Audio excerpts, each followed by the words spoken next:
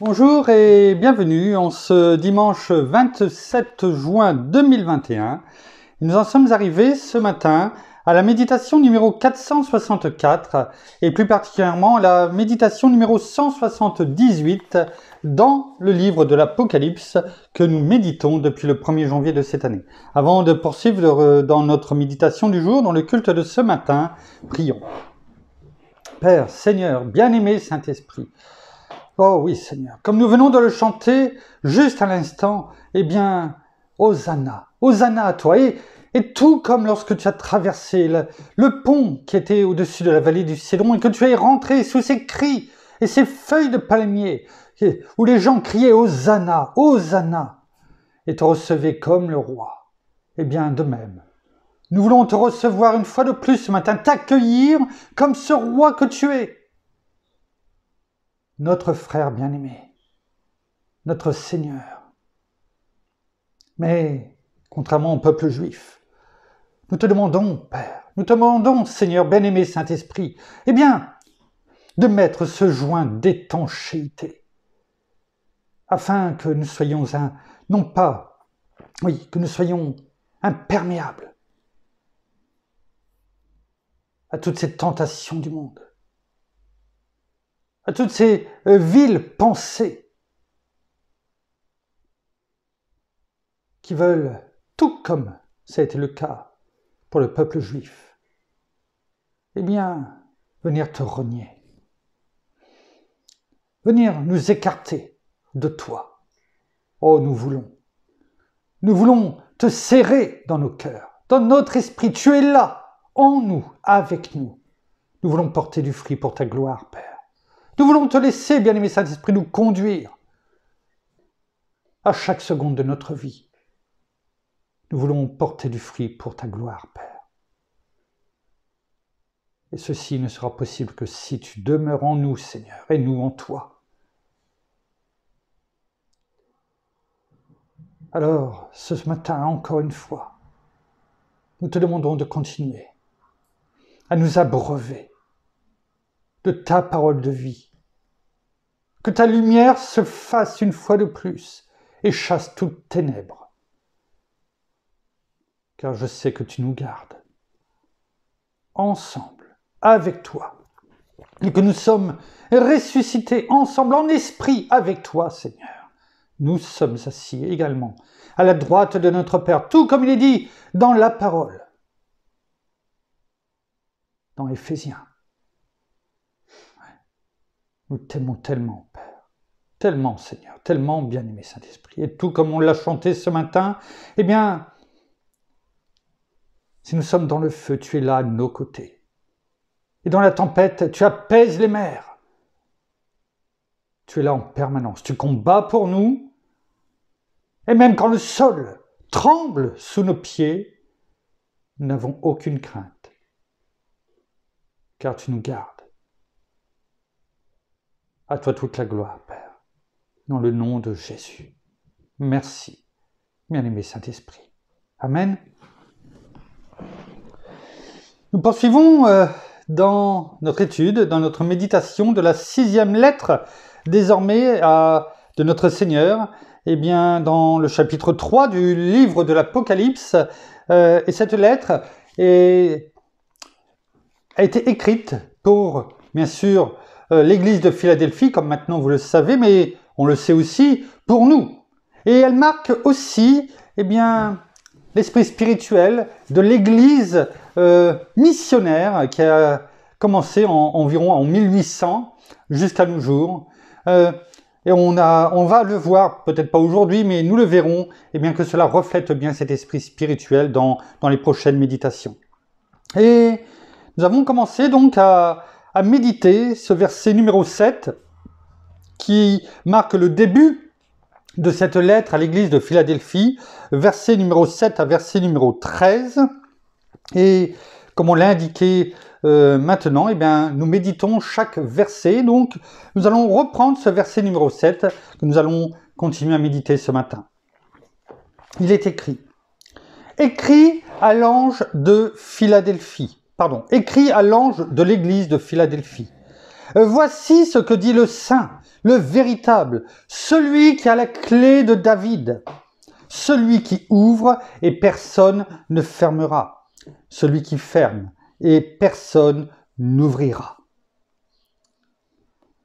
Nous avons déjà commencé donc à méditer ce verset. Nous avons pu voir que Philadelphie vient du grec Philadelphia, c'est ce que nous avons vu cette semaine, qui veut dire amour fraternel de sang, certes, parce que la ville de Philadelphie a été, comment dirais-je, édifiée, construite par Attal II, Philadelphe, qui a donné son nom à Philadelphia, tellement il avait de l'amour pour son frère. Mais au travers de cette lettre, cet amour veut dire aussi surtout amour en grec, amour fraternel. Amour fraternel qui va au-delà bien sûr de l'amour que l'on peut avoir pour sa famille de sang, mais pour bien sûr nos frères et nos sœurs, quel que soit l'endroit bien sûr à travers le monde. Et nous avons aussi médité ce que la parole nous dit en disant quand notre Seigneur est présenté comme le Saint, le véritable. Et nous avons dit que pour la première fois, jusque maintenant, dans ces 6 premières lettres, eh bien c'est la première fois que le Seigneur n'utilise pas les caractéristiques qui sont décrites, nous l'avons vu je crois hier, qui sont employées par l'apôtre Jean dans le chapitre 1er, à partir du verset 12, si je ne me trompe, c'est bien ça, du livre de l'Apocalypse. Mais qu'au contraire, eh bien, on parle du saint, du véritable, tout comme il est écrit dans le chapitre 6 du livre de l'Apocalypse, où, comment dirais-je, où le peuple, lorsque le 5e sceau, eh bien, est ouvert, crie d'une voix forte, « Jusqu'à quand, Maître saint et véritable, tardes-tu à faire justice et à venger notre sang sur les habitants de la terre ?» Ce cri, c'est l'appel à notre Seigneur de venir pour juger ce que, eh bien, nous venons de lire dans la parole. Et c'est pourquoi le Seigneur est présenté comme le saint, le véritable. Et nous avons vu le vrai, la vérité. Nous avions terminé justement sur ça dans Jean 14, chapitre 14, verset 6, que l'on connaît bien sûr par cœur, le Seigneur nous dit, et dit surtout à Thomas à ce moment-là, mais bien sûr, eh bien, cette parole traverse les temps, traverse l'histoire, afin de nous toucher, chacun de nous encore aujourd'hui, lorsqu'il dit, eh bien, au chapitre 14, verset 6, dans l'évangile de Jean, « Moi, je suis le chemin, la vérité et la vie, nul ne vient au Père que par moi. » Il se décrit, et c'est bien la réalité, comme la vérité, le véritable. Et nous étions arrêtés à ce moment-là. Et c'est vrai que l'on peut reprendre lorsqu'il est dit « le Saint ». Voici ce que dit le Saint, le véritable. Le Saint vient de l'adjectif grec, saint, vient, avec un S majuscule, vient de l'adjectif grec agios, qui veut dire chose très sainte, consacrée. N'oublions pas ce que la parole nous dit dans 1 Corinthiens 3, 16, 17, et notamment au verset 17. Celui qui détruit le temple de Dieu, Dieu le détruira, car le temple de Dieu est saint, et c'est ce que vous êtes. La parole nous dit que nous sommes saints. Oh, pas parce que nous sommes meilleurs que les autres, nous sommes saints parce que nous sommes dans le temple de Dieu. Nous sommes le temple de Dieu. Et l'Esprit de Dieu habite en nous. C'est ce qui nous rend saints aux yeux de notre Père, en Christ Jésus notre Seigneur. Et ce mot saint, ça veut dire consacré, très saint. Nous sommes une chose, dans le sens du verbe, de l'adjectif grec, bien sûr, agios, nous sommes cette chose très sainte, ce vase, construit par le potier divin, afin qu'il nous remplisse et que nous soyons consacrés à lui. Un vase d'honneur. Non pas un vase vil que l'on peut casser.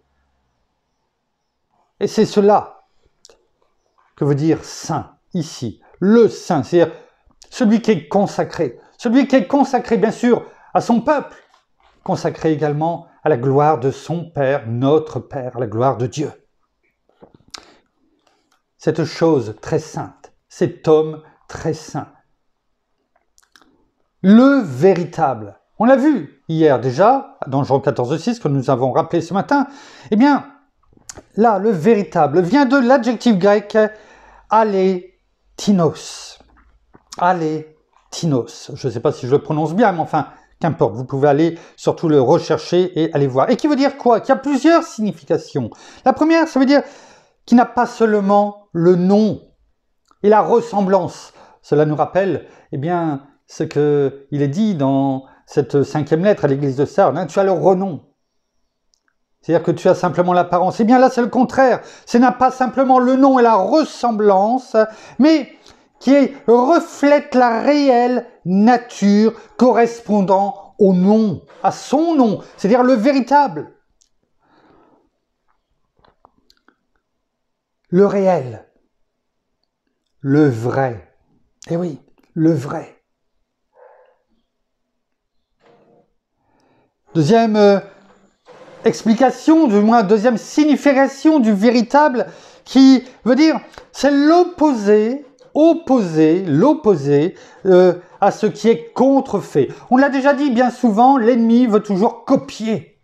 Il veut toujours copier. Et il ne cessera jusqu'à la fin de vouloir copier qui? Le véritable. Mais tout comme un faussaire, eh bien lorsqu'il veut recopier, contrefaire eh bien une œuvre afin de la vendre très cher, il la copie, oui. Il la copie quelquefois aujourd'hui avec les moyens qui existent. Eh bien, on a l'impression même que c'est vrai. Mais ça ne reste qu'une copie, une contrefaçon.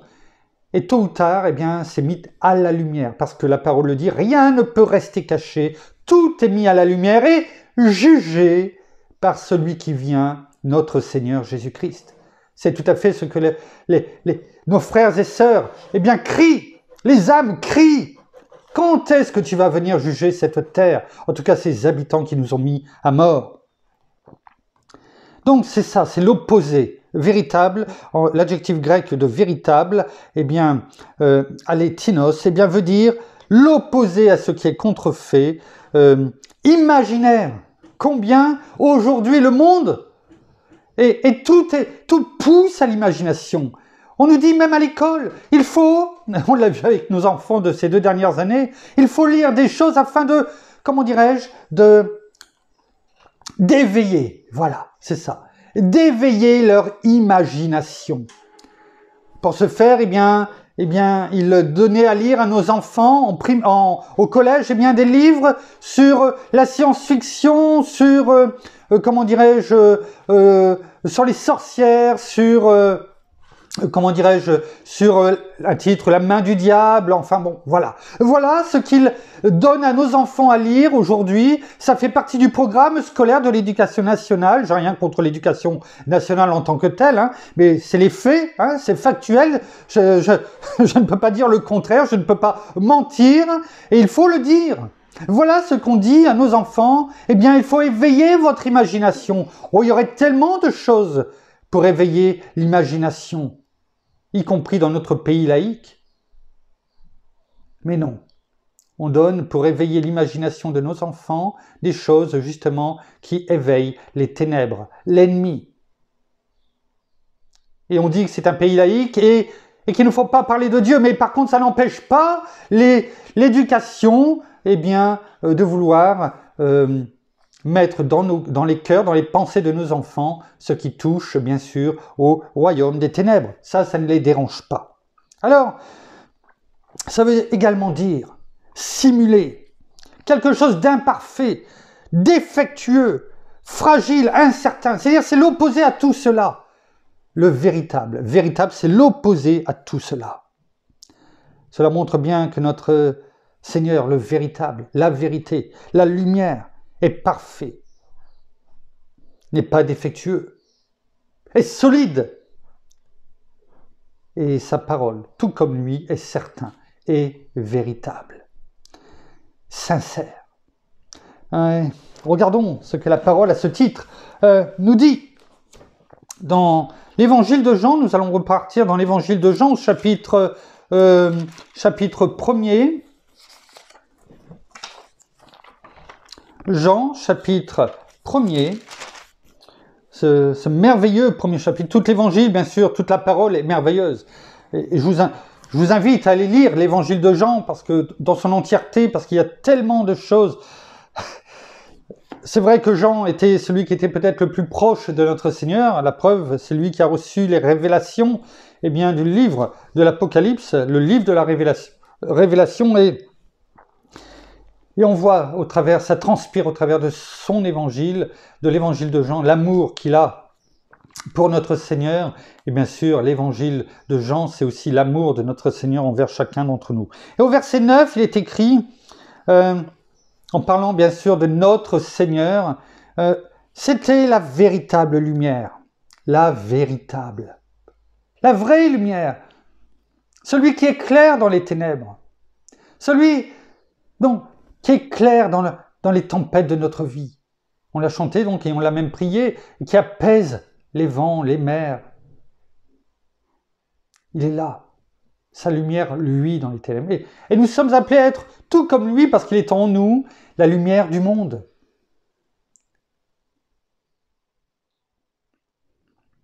Et la parole nous le dit dans ce verset 9 de ce chapitre 1er d'évangile de Jean, c'était la véritable lumière qui, en venant dans le monde, éclaire tout homme.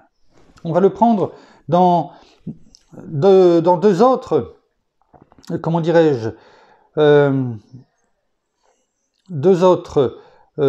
versions, Nouvelle Français Courant et Parole de vie. Il est écrit « Cette lumière était la seule vraie lumière ». Vous voyez ce que l'on a dit, véritable, vrai, qui n'est pas contrefaite. Cette lumière était la seule vraie lumière, celle qui vient dans le monde et qui éclaire tous les êtres humains.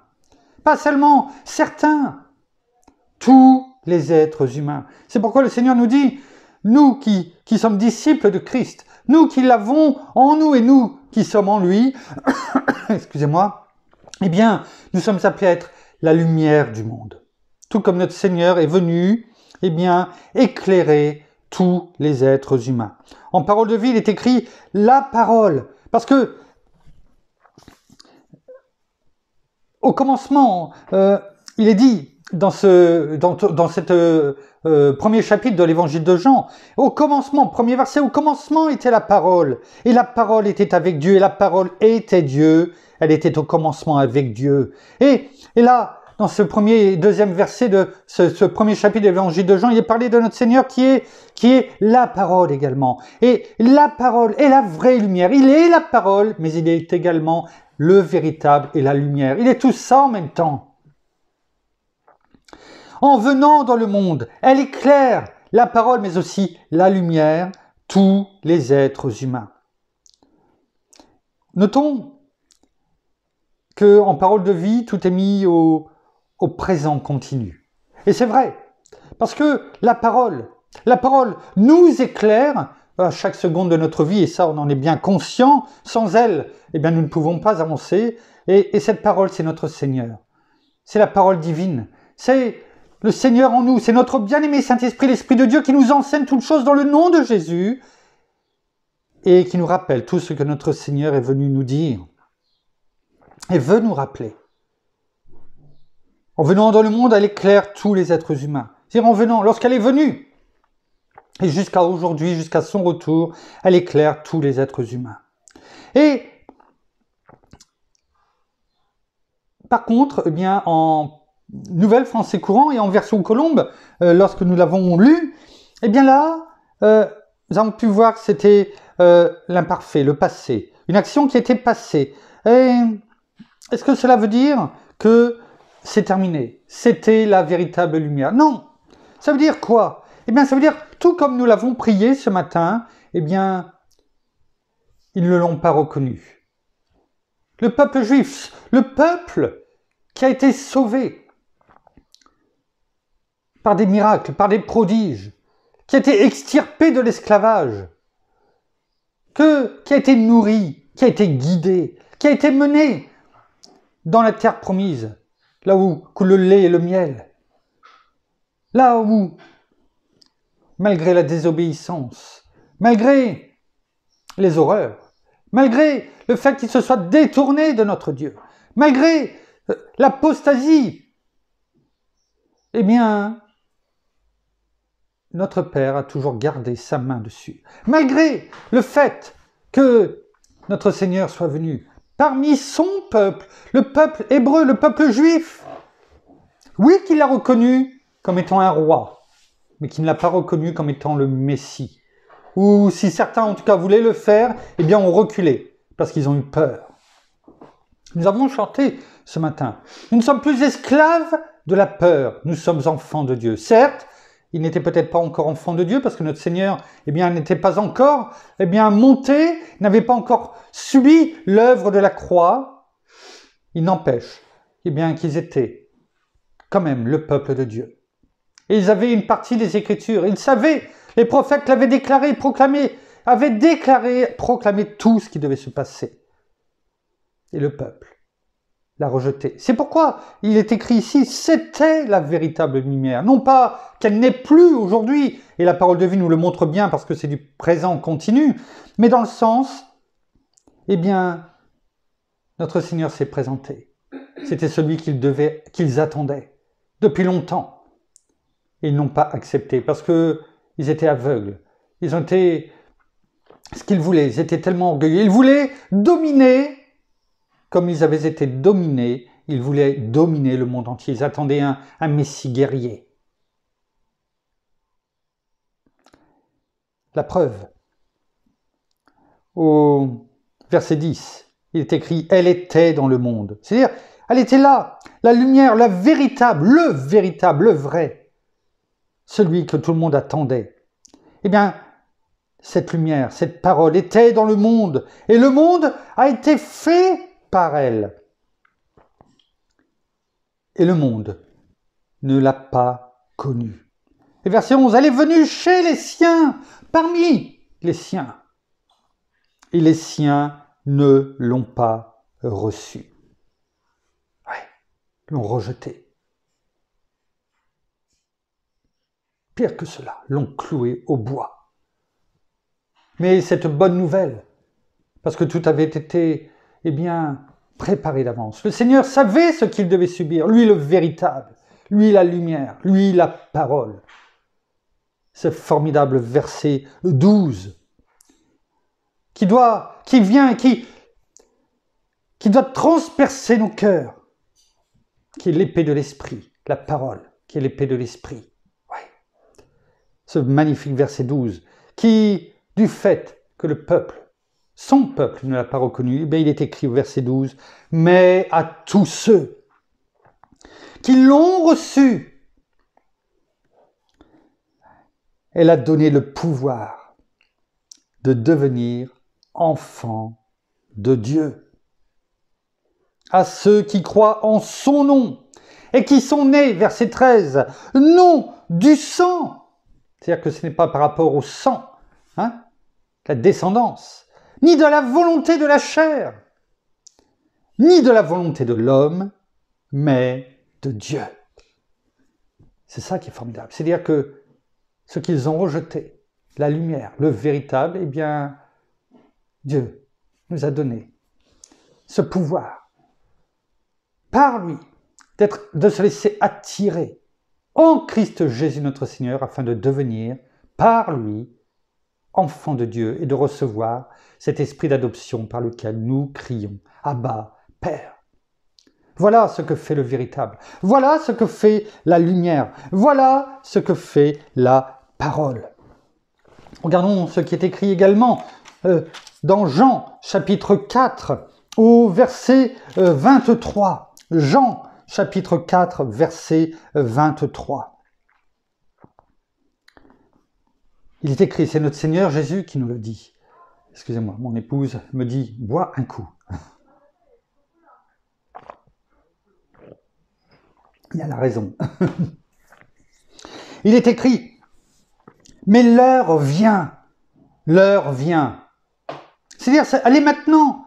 Cette heure, nous la vivons depuis 2000 ans. Ce n'est pas demain. ou après-demain. C'est là, pendant qu'on se parle. Et que nous dit notre Seigneur? Mais l'heure vient. Et c'est maintenant, vous voyez ce que je viens de vous dire. C'est ça, c'est maintenant, c'est-à-dire à chaque seconde de notre vie. Et c'est quoi? C'est quoi? Où les vrais adorateurs adoreront le Père en esprit et en vérité. Avec un cœur véritable. Avec ce caractère de Christ en nous. Par notre bien-aimé Saint-Esprit qui nous enseigne toutes choses. Parce que c'est l'Esprit qui est là, qui donne vie, qui vivifie. La lettre tue, mais l'Esprit vivifie. Car ce sont de tels adorateurs que le Père recherche. Et ces adorateurs, je veux croire, eh bien, que ce que la parole nous dit pour l'église de Philadelphie, c'est ce qui s'est passé. C'est ce qu'ils ont fait. C'était déjà ces vrais adorateurs, en esprit et en vérité. C'est ce qui leur a permis, eh bien, d'avoir cette main divine sur eux. Les choses n'ont pas forcément été faciles. Oui. Peut-être qu'ils ont été là aussi dans le feu, et c'est une certitude. Dans les tempêtes, dans ces tremblements de terre aussi bien spirituels que réels. Et pourtant, ils ne se sont pas échappés de la ville. Ils n'ont pas été habités ailleurs, ils sont restés là où ils devaient être. Où ils devaient être. Pardon. Et c'est là où ils sont restés. C'est là où nous devons demeurer, fidèles. Là où notre Seigneur nous place, où notre Père nous veut. Certains, c'est pour aller partout dans le monde, tout comme ces missionnaires. Certains, leur mission, c'est là où ils habitent, peut-être dans leur lieu de travail. Ce n'est pas la distance parcourue qui est importante, c'est ce qui est fait avec le cœur et avec les talents qui nous sont donnés et que nous ne cachons pas, mais que nous déclarons et proclamons et que nous mettons en pratique afin qu'ils portent du fruit. C'est ça aussi être missionnaire. C'est-à-dire faire la mission pour laquelle nous avons été, eh bien, qui nous a été pourvue. Et c'est ce qu'on fait. L'église de Philadelphie. Est-ce qu'il y en a qui sont partis ailleurs? Je ne sais pas. En tout cas, la parole ne le dit pas. Ce qu'elle nous dit, c'est qu'ils sont restés sur place là, où beaucoup, eh bien, partaient de la ville pour habiter dans les vallées. Ne descendons pas dans la vallée, mais restons sur les hauteurs. Restons sur les hauteurs. N'allons pas sur le terrain de l'ennemi, là où il veut nous emmener, mais restons là où il ne peut nous atteindre. Ainsi, les noms divins, de saints, de véritables, sont un encouragement et une consolation, non seulement pour cette fidèle église de Philadelphie, mais aussi pour chacun d'entre nous, qui, comme nous, à différents, bien sûr, degrés, eh bien, étaient exposés aux calomnies des adversaires. On le voit au verset 9. On pourrait croire que c'est l'église de Philadelphie, il n'y a pas de reproche, le Seigneur les garde, eh bien, tout va bien, tout roule pour eux. Regardons au verset 9.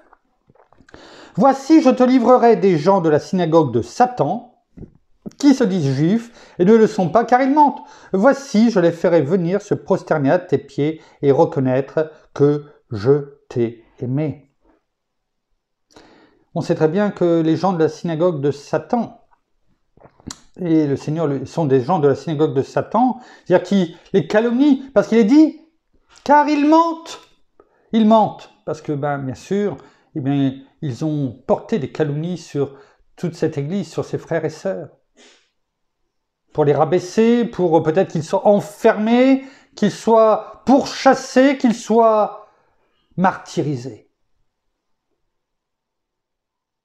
On en a parlé hier, suivant les endroits, encore aujourd'hui dans ce monde, et malheureusement encore plus peut-être, eh bien, il y en a qui sont obligés de se cacher pour lire la parole, car s'ils sont pris, ils risquent la prison. D'autres qui sont martyrisés. C'est pourquoi, eh bien, dans certains pays, et je pense notamment, il n'y a pas que, bien sûr, mais en Iran, eh bien, l'Église est nombreuse.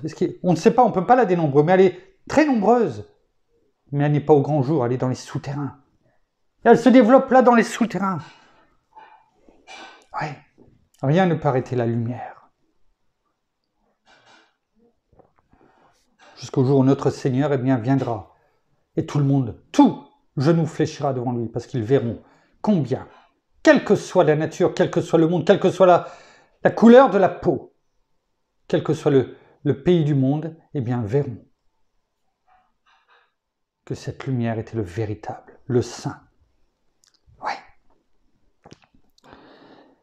Mais ce descriptif, le saint, le véritable, eh bien, ils sont également en même temps une menace. Une menace à l'adresse eh bien, de ceux qui se complaisent dans quoi? Dans le mensonge et dans la souillure. Le Seigneur le dit. Hein? Je les ferai venir se prosterner à tes pieds, reconnaître que je t'aime. Pourquoi? Parce que c'est ceux qui mentent, ceux qui ont menti. Hein? Mais celui qui ment, il salit bien sûr ses vêtements. Et cela nous rappelle, bien sûr, ce que nous avons dit eh bien, sur l'église de Sardes. Hein? Parce qu'ils ne se sont pas ce reste. Hein? C'est quelques noms qui n'ont pas souillé leurs vêtements. Ça veut dire que les autres l'ont souillé. Cela nous fait aussi un rappel de toutes les autres. Et le Seigneur nous rappelle qu'il ne faut pas non seulement mentir, mais il ne faut pas non plus se souiller, c'est-à-dire contaminer, nous rouler dans la boue de la tentation du monde, de ces faux dieux, de ces fausses passions. Toute passion qui pourrait venir en première place avant notre Seigneur. Car pour eux, pour nous, hein, c'est cela qui nous est rappelé, la vérité souveraine, la sainteté absolue, qui sont l'essence du caractère divin, c'est-à-dire le caractère de Christ en nous. Hein, rappelons-le nous. Hein, selon ce qui est écrit dans Galates 5, 22. Le fruit de l'esprit, c'est-à-dire le caractère de Christ en nous, est amour, joie, paix, patience, bonté, bienveillance, fidélité, c'est-à-dire foi, douceur et maîtrise de soi. Dans ce caractère, il n'y a pas de place pour, comment dirais-je, le mensonge, pour la souillure. La preuve, dans les versets qui précèdent Galates 5, 22, 19, 20 et 21, eh bien, sont rappelés justement finalement toutes les souillures du monde et ceux que nous devons, eh bien, desquels nous devons nous éloigner. Eh bien, la vérité souveraine, la sainteté absolue, qui sont l'essence du caractère divin, disions-nous, eh bien, deviennent à ce moment-là pour eux quoi? Un feu dévorant. On le sait, il est dit dans l'Apocalypse, on l'a lu déjà, dans la fin de ce dernier chapitre 22 du livre de l'Apocalypse. Dehors les menteurs!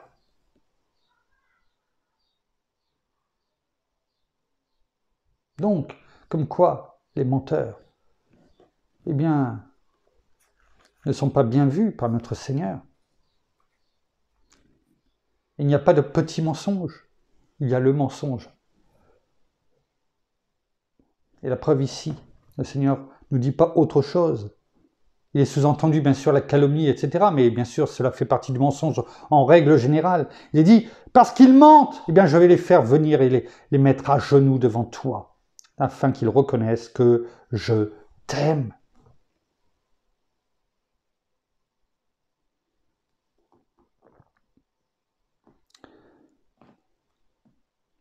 Le nom saint et véritable, et on a un petit peu parlé de cela tout à l'heure, eh bien, sont également ici. Et le Seigneur en parle. Pourquoi? Parce que ces noms, eh bien, certifient sa qualité de Messie. Hein, on en a parlé. On ne va pas trop revenir dessus. Cette qualité de Messie, bien sûr, qui est contestée encore aujourd'hui par les Juifs. Peut-être que pour certains, c'est tellement difficile de reconnaître qu'il est venu et que leurs ancêtres, eh bien, ne l'ont pas reconnu. Et malheureusement, ce mensonge, eh bien, continue de génération en génération. Et pourtant, la main divine est quand même toujours sur son peuple, dont nous faisons partie. Dont nous faisons partie. L'authentique Messie. Oh, il l'est. On l'a dit, il l'est. Pourquoi? Parce qu'il est le saint. Sa sainteté est même donnée pour preuve et comme preuve de sa messianité. On va terminer sur cela en regardant ce qui est écrit, ou du moins commencer dans le livre des Actes. Actes, chapitre 3, versets 14 et 15. Il est écrit, Actes 3, chapitre 3, versets 14 et 15. « Mais vous avez renié le saint et le juste. Et vous avez demandé comme une faveur qu'on vous remette un meurtrier. Vous avez fait mourir le prince de la vie que Dieu a ressuscité d'entre les morts. Nous en sommes témoins. » Et les Juifs, eh bien, rejettent encore ces paroles. Pourtant, elles sont claires.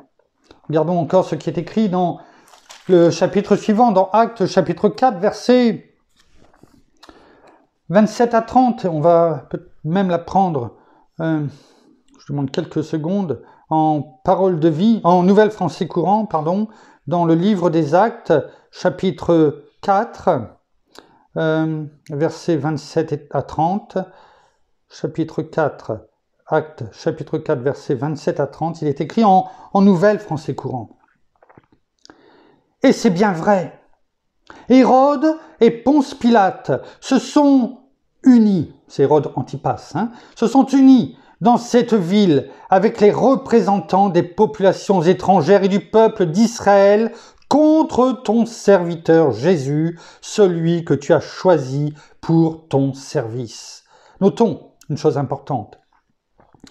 Hérode, bien sûr, Antipas, le roi à cette époque du peuple juif, Ponce Pilate, le représentant, l'ambassadeur, le gouverneur, bien sûr, romain qui était là, qui représentait Rome, bien entendu, et son autorité, et se sont unis. Dans cette ville, c'est bien précisé, là, Jérusalem, avec les représentants des populations étrangères. On a l'impression, et du peuple d'Israël, c'est-à-dire qu'on a l'impression que ce qui est écrit ici se revit encore aujourd'hui. Aujourd'hui, le peuple juif, le monde du temple, qui est rejeté, que tout le monde veut exterminer. Que tout le monde se ligue contre eux. Là où le Seigneur va revenir. Il est écrit au verset 28, « Ils ont ainsi réalisé tout ce que, avec puissance, tu avais voulu et désigné d'avance. » Cela montre quoi? C'est-à-dire que l'ennemi veut nous laisser croire encore aujourd'hui, eh bien que c'est lui qui a gagné en crucifiant Jésus sur la croix. Non. L'œuvre de la croix a simplement permis de clouer l'ennemi aussi sur la croix, de le mettre sur la place publique par notre Seigneur. Le sang, une goutte du sang de notre Seigneur a vaincu l'ennemi, et l'ennemi est un ennemi vaincu. Parce que par sa chair, notre Seigneur a déchiré le voile du temple, et il nous a ouvert un libre accès, par lui et en lui, au lieu très saint. Nous sommes devenus une race élue, une race de sacrificateurs. L'ennemi est un ennemi vaincu. Et lui qui veut nous faire croire que c'est lui qui a tout manigancé, le Seigneur nous dit dans sa parole, notre Père nous dit dans sa parole, eh bien que tout a été réalisé avec puissance, tout ce qu'il avait préparé, décidé d'avance et voulu. Tout avait été planifié et c'est volontairement que notre Seigneur est venu. Et c'est ça qu'il ne faut pas oublier dans notre vie. Il est venu, il a tout fait pour chacun d'entre nous. Rappelons-le nous. Verset 29, « Et maintenant, Seigneur, sois attentif à leurs menaces et donne à tes serviteurs d'annoncer ta parole avec une pleine assurance. » C'est ce que nous devons faire. Devons-nous nous cacher? Ou devons-nous, comme l'église de Philadelphie, bien garder la parole et faire ce pourquoi le Seigneur nous a établis en tant qu'ambassadeurs en son nom, ici, là où nous sommes? Car je n'ai pas honte de l'Évangile, c'est une puissance de Dieu pour le salut de quiconque croit. Du juif, premièrement, puis du grec, c'est-à-dire toute autre personne faisant partie du peuple de Dieu. Verset 30, « Démontre ta puissance à travers nous. » Excusez-moi, je sens que je vais éternuer. Excusez-moi. Merci.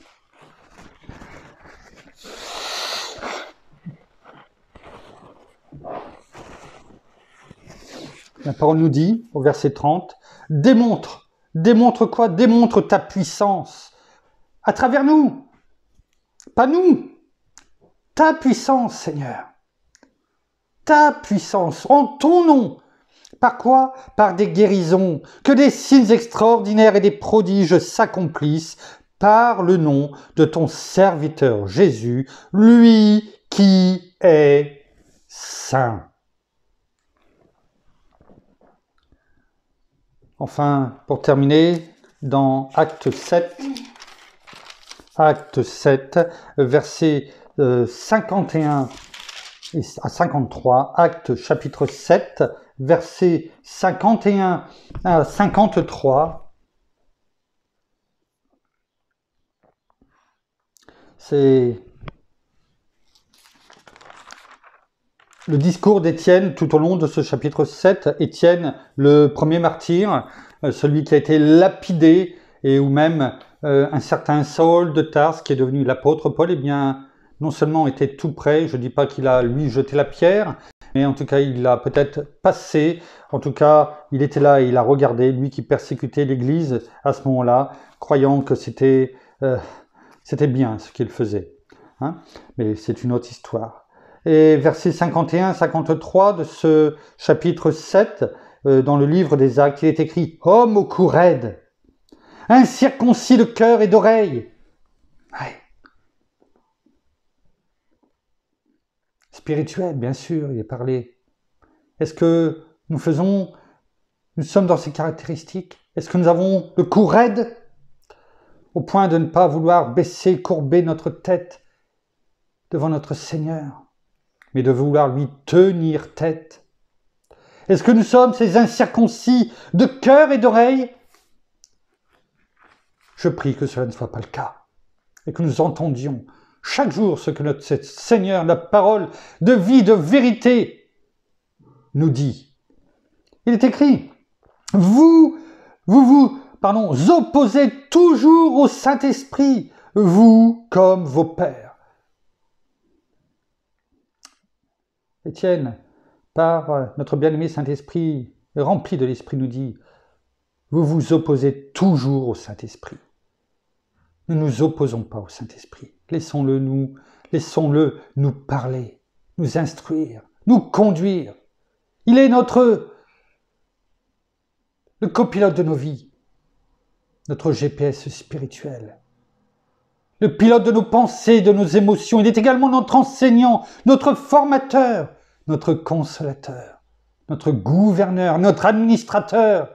Tout cela, nous l'avons vu déjà depuis 2 ans et demi que nous méditons. Notre bien-aimé, notre meilleur ami sur terre. Donc ne nous opposons pas à lui.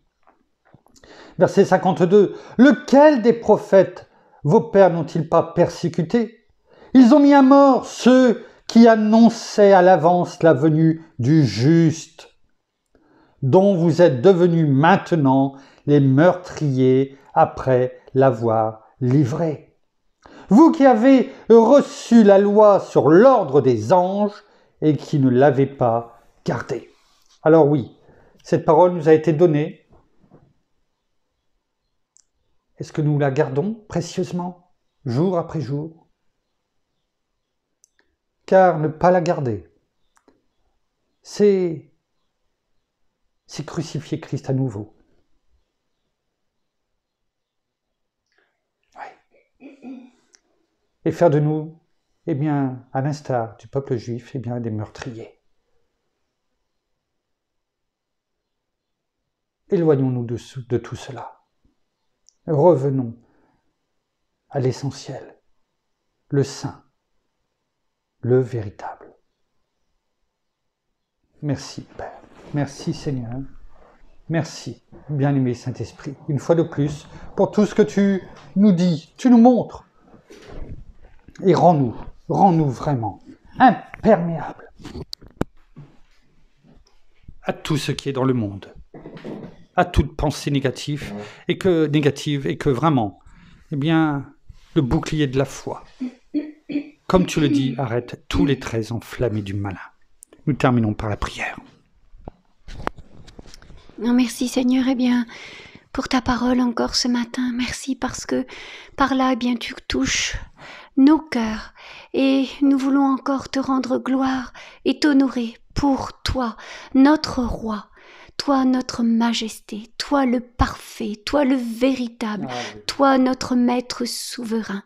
Oui, nous voulons encore te rendre gloire pour tout ce que tu as accompli, car tu l'as dit, tout est accompli. Par ton sacrifice à la croix, tu as tout accompli, tu as tout pris à la croix. Nos peurs, nos doutes, nos craintes, notre incrédulité, nos douleurs, nos infirmités. Tu as tout pris, il n'y avait plus rien à faire, tu as tout accompli. Et cela parce que notre Père, eh bien, l'avait décidé ainsi. Il savait ce qu'il allait se passer. Et oui, eh bien, l'ennemi a été vaincu par toi, par ton sang. Et par ton sang, eh bien, nous avons notre vie éternelle. Tu as tout rétabli. Tu as rétabli cette communication entre le Père et nous. Et tout voile a été déchiré.